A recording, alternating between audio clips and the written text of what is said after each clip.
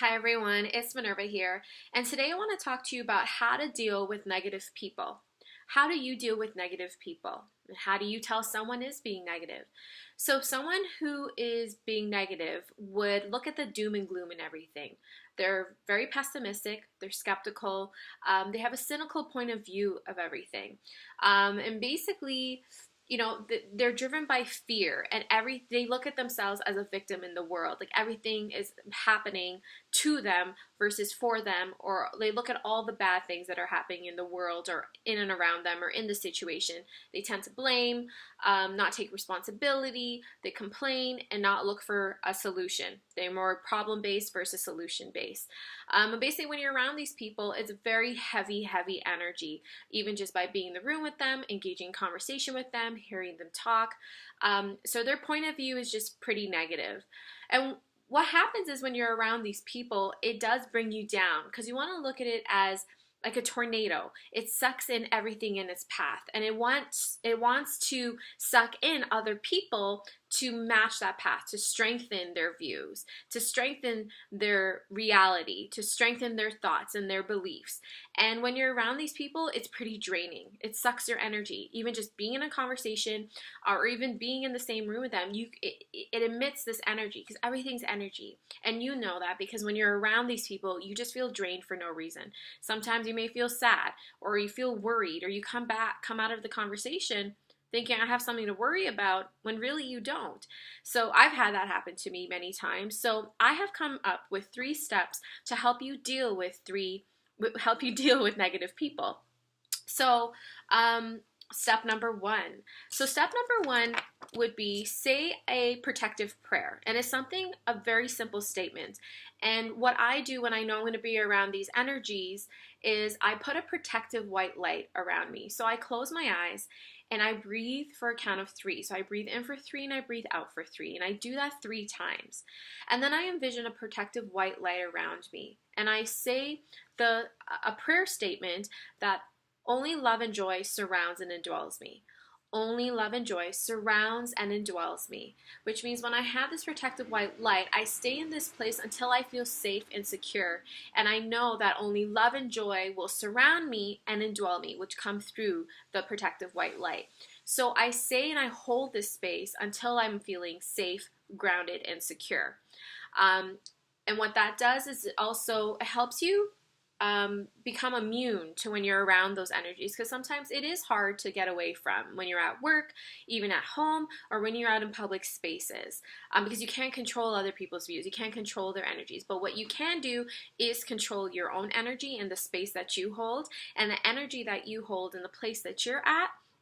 You'll be able to attract more of the same. So if you're on a high level, then the negative stuff can't reach you, can't touch you, because you're at totally different levels. But if you are going to stay at that lower vibration level of worry and fear, of pessimism, any of those heavy energies, those lower vibrating energies, people like that will come across your path.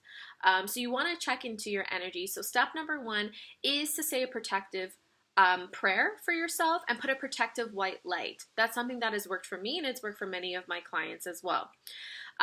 Number 2 is flip the script.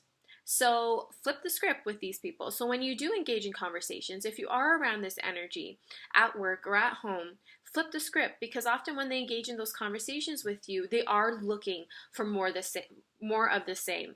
They're looking for you to agree with them. They're looking for evidence of it. They're looking to strengthen that thought pattern, to strengthen that belief, to strengthen that experience. So what you can do is, once you recognize that what's coming at you is at a lower vibration, is of a fear vibration, then you can flip the script and just say, for example, you're out with your girlfriend or someone at work and they're gossiping.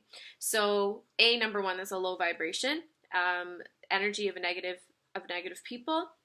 And if someone's coming with you with something negative, you can flip the script, and instead of giving them what they want to hear, you look at the positive of it. If they're talking about someone, be like, well, good for her, she looks great, or good for her for taking that action or that role, whatever that may be.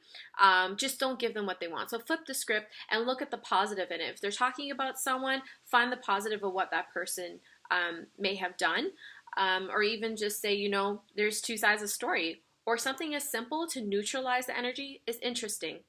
The word interesting is a good word to neutralize it because you're not going pro or against it, right? It's just, you just stay neutral and you can separate yourself from that and it doesn't affect your energy. So practicing something as simple as flipping the script, looking at the positive and saying something positive about that person or subject or situation that they're talking about, finding the light in it and flipping it. And that will make them stop and say, oh, okay, they won't have anything to say to that because you just disrupt the pattern that they were looking for and that they're used to.